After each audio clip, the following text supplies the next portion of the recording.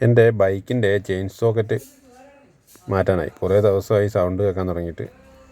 ഇപ്പോൾ ടൈറ്റാക്കാനില്ലെന്നാണ് വർക്ക്ഷോപ്പിൽ നിന്ന് പറയുന്നത്. അപ്പം അത് ഇന്ന് ഏതായാലും മാറ്റിയേക്കാമെന്ന് വെച്ച് വർക്ക്ഷോപ്പിലെത്തിയതാണ്.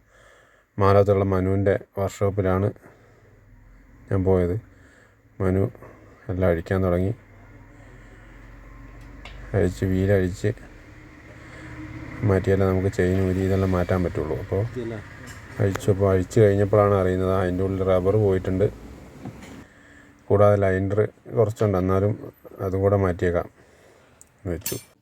അങ്ങനെ നേരെ ജയേട്ടൻ്റെ സ്പെയർ പാർട്സ് കടയിൽ പോയി പുതിയ യമഹയുടെ ചെയിൻ സ്പ്രോക്കറ്റ്,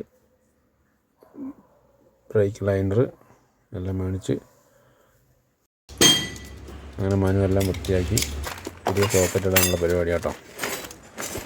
അങ്ങനെ പഴയ ചെയിൻ മാറ്റി പുതിയ ചെയിൻ ഇട്ടു. Chain sprocket പഴയതഴിച്ച് പുതിയതിട്ടു. ലൈനറൊക്കെ ഇട്ട് വീല് കയറ്റി എല്ലാം സെറ്റാക്കി വൃത്തിയാക്കി തന്നെ കേട്ടോ.